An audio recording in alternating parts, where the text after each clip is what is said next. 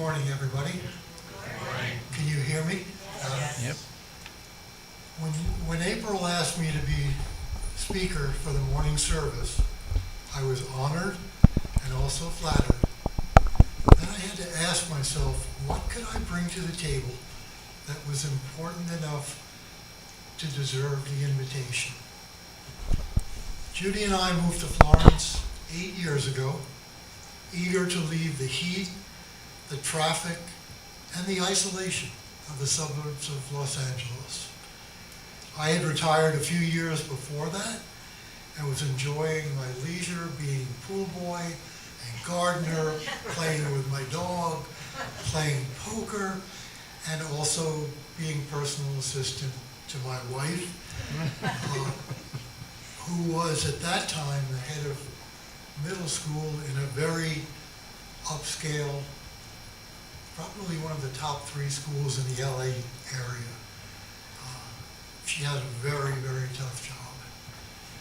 Can you imagine, her division had 300 children, which in Los Angeles probably means 400 parents or 500 parents to deal with, who felt that, not all of them, but a lot of them felt that since they were paying that kind of money, you had to provide for them whatever they asked. That's a tough job. Tougher than city council, I can tell you that.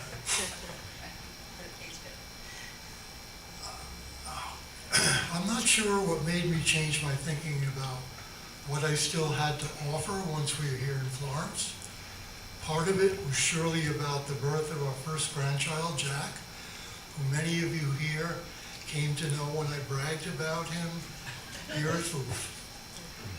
Part of it was being a newcomer to a small town where we knew no one and wanted to make acquaintances. So I started poking around to find some opportunities to learn more about Florence and getting involved. The death of a friend in California at a very young age, and my own parents' death prompted me to get interested in hospice.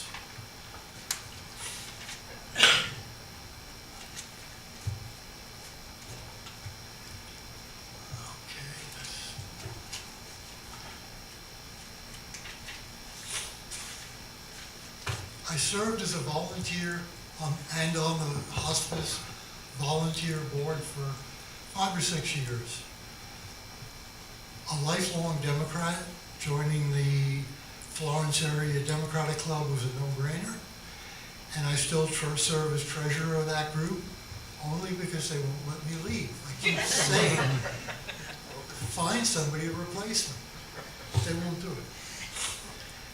I did serve a term as president as well, which I gave up when I got on the city council. Our HOA always needed new blood, and I found myself getting interested and learning what I might do to help there as well. It too is an ongoing effort. And last but not least, I was a member of FUUF and served as your treasurer and outreach coordinator. And my mentor here at FUUF was Paul Cornett. Now, some of you newer members didn't know Paul, but he was a beautiful, beautiful human being, and I still often think about him. Someone whose memory still inspires me, and there are 2 other men that I need to mention who inspired me here as well, and that was Bruce Baumrucker and Guido Romano. And then came the day when I mentioned to a friend of ours, as we were enjoying happy hour at our home, that I was considering running for city council. He was surprised, but Judy nearly collapsed. Wasn't I already stretched with my other community work? What did I really know about city government? Well, truthfully, not a whole lot. And I recognize now, I didn't have a clue how much I didn't know. But the more I thought about it, the more I felt it was the right thing to do. I wanted my grandsons, yes, now there are 2, to learn from an early age the importance of doing what we can to make our community the best it can be.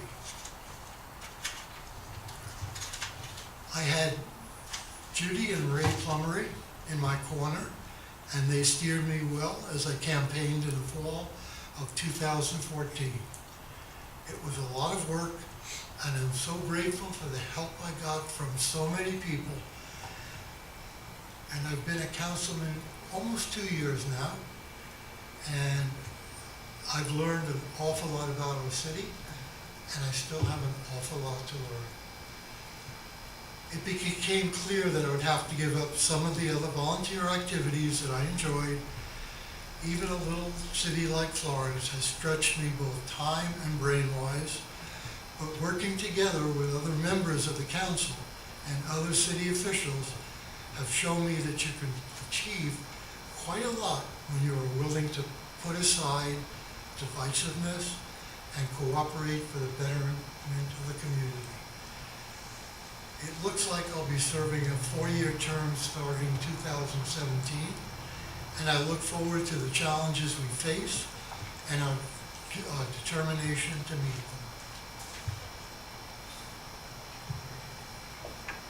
My water. Oh, it's okay. Thank you. Thank you, Judy.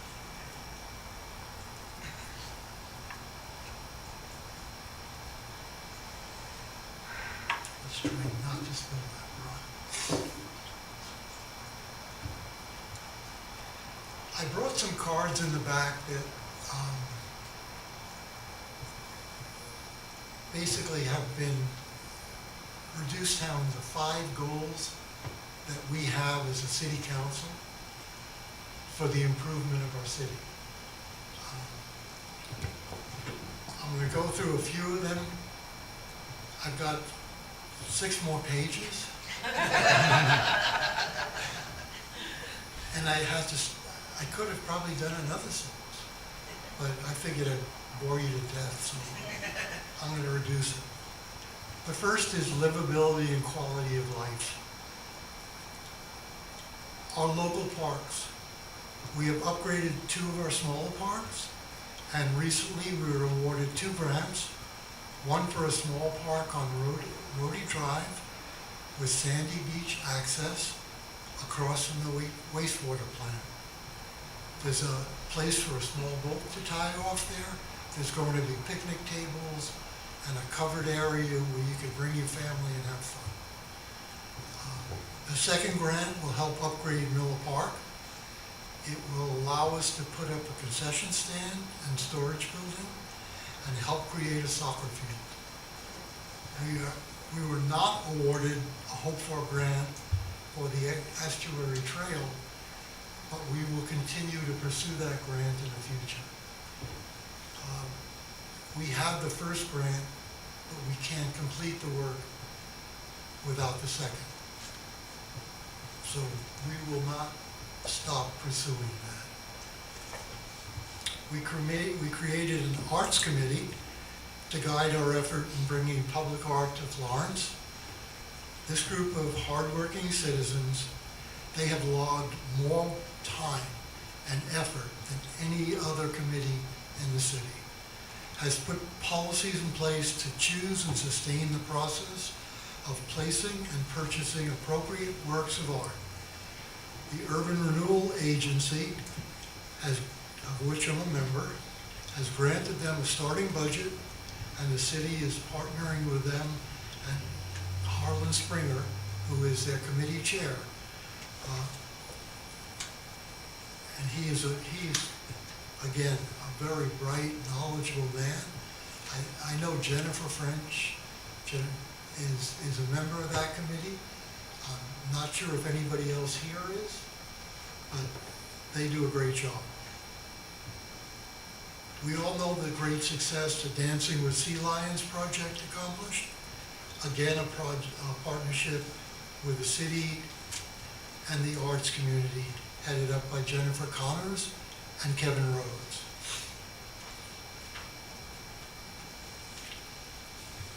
Revision Florence.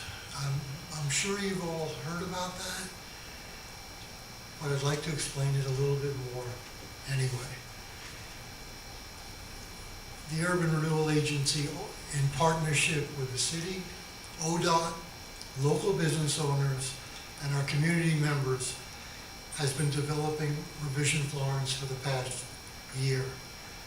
Improving our transportation corridor and the aesthetics of our community are vital to our economic development program, as it will show we have the pride that we have in our community and how we have learned to work collaboratively and to further our goals and dreams.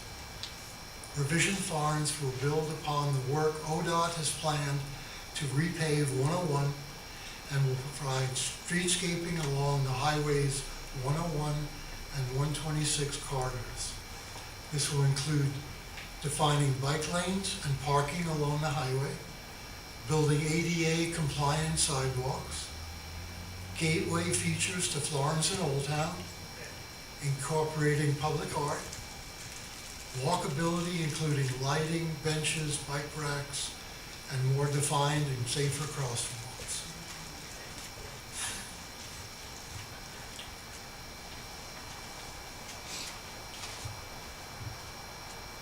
Our police department. We successfully negotiated a new contract last year with our police department. It is the single biggest budget line item at over $25 million. I'm sorry, $2.5 million. Little different. With the hiring of Chief Turner, a really good man who believes in community-based policing, and filling 2 vacant positions, we are in good shape. The recent receipt of a grant for a school resource officer will enable us to partner with the school financially in this effort. Counselor Susie Lacer very generously wrote the grant application pro bono. And for those of you who don't know it, Susie is a professional grant writer. We all feel that's the only reason we got it, because she knew what she was doing. Our roads continue to be in reasonably good condition, although this is getting harder each year with limited budgets. We are close to completion of the Rhodey Drive shoulder extension. It seems to be going on, but and every time I drive there, I never see anybody working on it. So it gets a little frustrating, but they are making progress. We will start the road and sidewalk work on Rhodey from 9th to 1st, and included in this will be a much needed sewer and water project, and we are in, which probably will go on and on as well.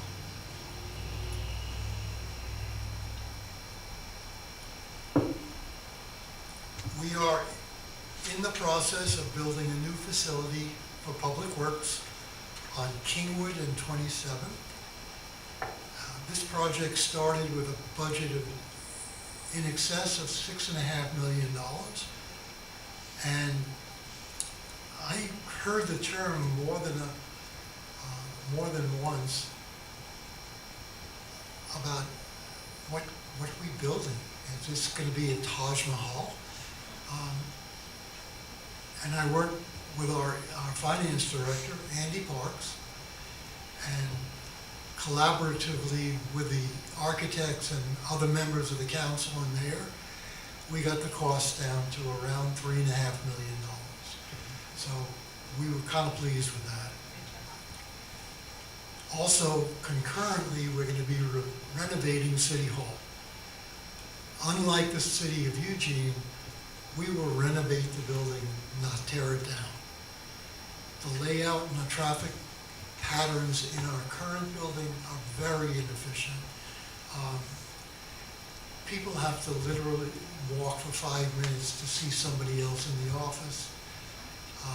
There's insufficient space, and the building needs to be wired for computers more effectively than it is now. So we will be juggling work when we do that renovation. The people who work there in that building now will be going over to the Justice Center and also to the new Public Works place. So it's going to be really kind of crazy for a little while. And we'll try to keep that as short as we can, because it will inconvenience people who need to go to the planning department and to City Hall. But we figure that's better than trying to build a new building.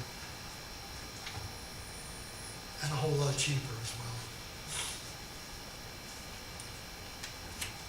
I think this is the last. It's the last, okay.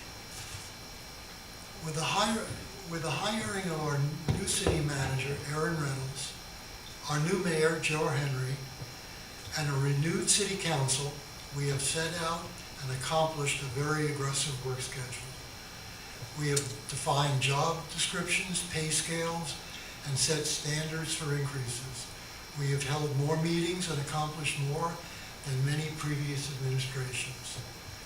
We have aggressively gone after grants, some successfully, some not. We have spent time and energy reaching out to our larger community, counties, state, federal leadership, and fellow cities. We work with the port, hospital, and leadership in our community. We are working very lean and trying to leverage dollars wherever possible.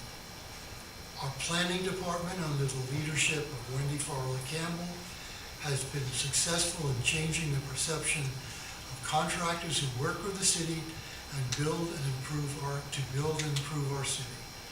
We have and continue to clean up our codes and make them user-friendly. Project manager Megan Messmer has improved the city communication through our newsletter, Facebook page, website, Twitter, Instagram, and video. If she doesn't reach you on one of those, you're probably like me.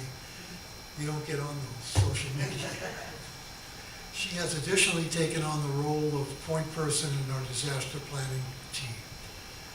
We have been fortunate that our interim finance director, Andy Parks, was able to step in with no loss of momentum when Aaron was promoted out of the finance department. We have been working on streamlining our billing process, collections, and rates, making them more fair and in line with other cities of our size. And his knowledge of bonding has been very beneficial to the city. Our current budget is showing a surplus of over $400,000, but it's not audited, so take that with a grain of salt. And also the financial year is not complete, so I'm sure there are projects that were on the budget that have not been complete. We're not going to end up with that surplus. The separate funds that we monitor all show positive performance, with the exception of the airport fund, which we expect will be on target within the next few quarters. And I think that brings me to the end of my presentation. I should say one more thing. The economic development in our city is something that the whole council has been focusing on, as well as the city administration. It's a very slow process. But recently we just had the sale of the first lot, business lot, in the airport area to a local businessman who's going to put up a building. He's got, I think he already has 5 employees, and he's looking to grow his business. That's the first land sale commercially since 2010, which we're taking as a really good sign. And there are also our planning department in requests for permits for housing is showing a great deal of activity, and there are houses being built along the golf course. There's triplexes being built. We think and hope that we have turned the corner on the last recession, and things will be improving as we go along.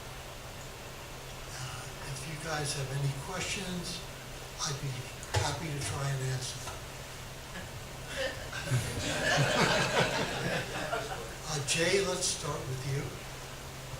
it's somewhat widely believed that there's some corruption in the welfare and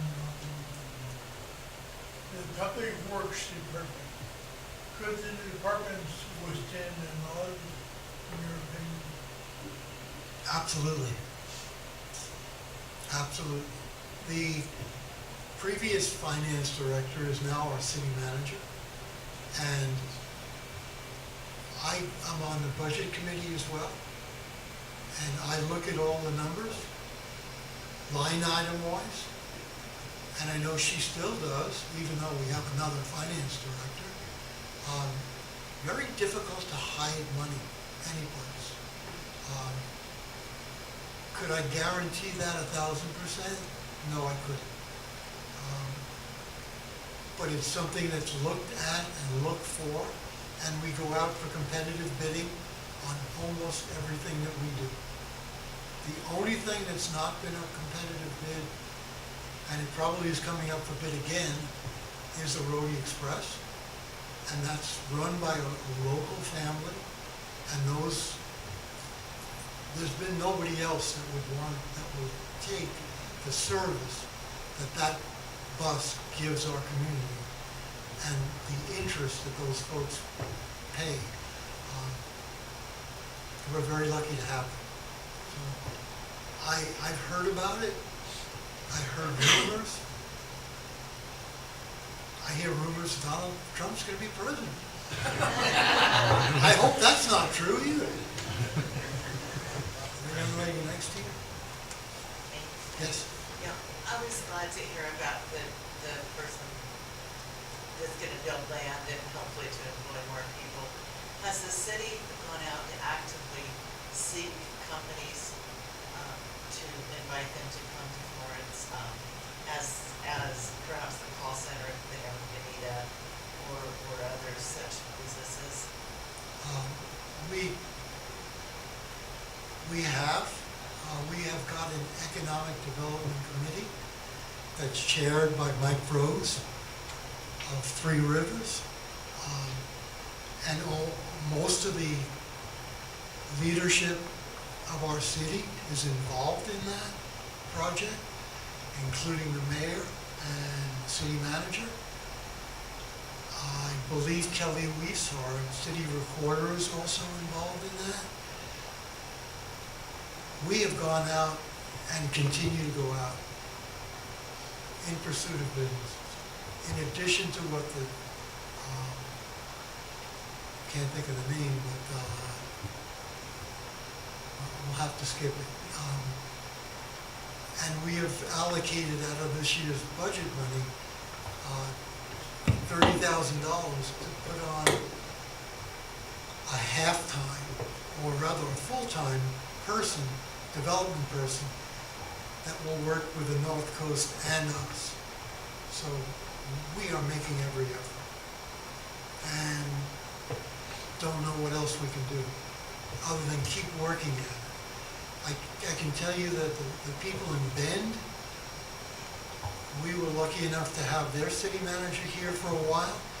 He said it took them years to get the first business to go to Bend.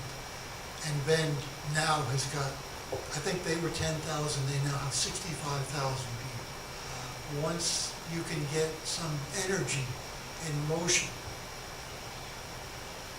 that's your best shot. And we continue to work at it. Is it true that in some neighborhoods that they rezoned them for, like, say, putting a fourplex or apartment buildings on it? And I seen one of them on Spruce, on Spruce Street, around 20th Avenue, around there, I'm not sure. 16. And they have a fourplex there, 2-story. I've never seen 2 stories before in communities. And also on 16th Street, on the west side of 101, 16th Street, and I forgot the side street now, but 2 blocks down there. And there was a house for sale, and the owner said he sells it by himself, for himself, he's looking himself. And the owner said there might be zoned that you can put a duplex or a fourplex on it. 2 years from now, he claimed. That's one of the code changes we're looking at. One of the reasons that we have a housing crisis here in Florence. There's no rentals, there's no houses. Part of that is because the cost of building is so high. The cost of land is so high. If, in order for a builder to put up a home, he almost has to make it 2 stories, or a duplex, or a fourplex. That's the only way you can, if you go to Portland, that's all they build now is apartment houses. They don't even build condos. That's a reality that we have to live with in our city. There are a number of sites that we have recognized, like the old Lotus restaurant, the furniture place, the old school furniture. Those sites would be ideal for apartments. And we're not talking about just thrown together. Places where the millennials would like to come and live. That's what we're working on to try to, and also try to get younger people involved in the city.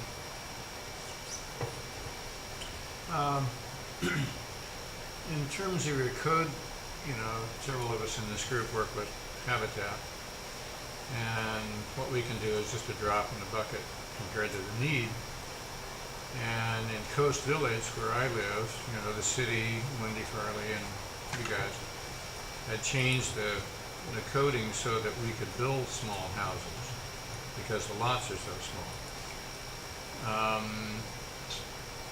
As far as the city at large is concerned, are you guys considering changing minimum sizes on houses? Because that has a lot to do with the cost of building them. Because there are quite a few people that would like to have a house that don't want to live in an apartment, but they can't afford a $250,000 house, which is about the minimum price for anything that's being built. We are working on considering changing the code. Yeah. My youngest daughter, Victoria, lives in Portland. We visited her a couple of weeks ago, and she lives in an apartment complex that's 3, 4, and 5 stories high.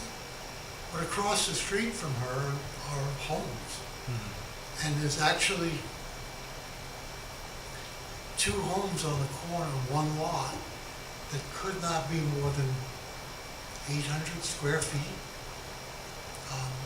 We're looking at every option that we can to be able to build affordable housing. Because if we're lucky to get the jobs, where are the people going to live? Yeah. So it's a problem that has to work hand in hand. Yes. This will be the last one.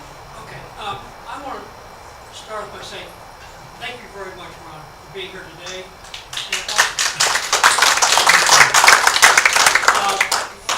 And I know that when you got on the city council, we're just getting on the city council, the whole Rhododendron Drive expansion for the bike lane was more than a little bit contentious. And I'm putting that mildly, I know. Yeah. The fact that the city council and the city sat down and listened to the citizens and went back and revised the planning and came up with what appears on the ground now to be an extraordinarily wonderful project, I think speaks very, very highly of local city government and how they're interacting with the citizenry. And I wanted to thank you very, very much for being part of that. And then I want to follow that up by asking, this is a wonderful project, and phase 2 is going to be when, where? Okay. It's not on the budget. I mean, this current year is roadie from 9th to 1st. That's a big project. It's like Right. $1.5 million. Is that going to include some bike access? Yes, it will. Sidewalk and bike as well. Oh, good. And the plan is eventually to go all the way at least to 35th and beyond. Thank you. Thank you for your Again, comments. congratulations on an extraordinary project. Thank you. I just want to add a little, on a more trivial note, I want to thank the city for all the efforts to improve the parks. I recently walked my dog by the wastewater treatment, and the restroom was immaculate. Doggy bags are provided, and there are so many owners that really appreciate it. Thank you. I walk my dog there too. Yes, Hi, thank you for your service. thank you. You're not feeling well, you keep going. I like that. I mean, I can relate. My concern is, everything here is very valid and neat, but it seems how there is a mental health crisis nationwide one. Everyone's talking about it in the news. There's no normal mental health services in Florence. Florence is approximately 20,000 plus when you count the surrounding area. And a community of this size really does need normal mental health services. And since they can't do it, maybe you guys can get together and encourage them to do it. Somebody needs to step in on that, and apparently it's going to have to be governed, because no one's doing the right thing on that side of the country. A complete investigation of Peace Health Care should take place. And I think that you guys can push that. I'm not going to let it go. I'm sure you're not. I'm going to be busy. No. And also, a good friend of mine is Pat Reno, and Pat brought to light a lot of the problems that we're having here with healthcare and doctors, and a lot of us were. They focused on the healthcare, the lack of doctors, but they always skip past mental health. And I think that's something that I just hope that you can take that with you. I hear what you're saying. You're the kind of guy I think that can really make them hear that need. Anyway, that's what I wanted to say. Thank you. Thank you very much.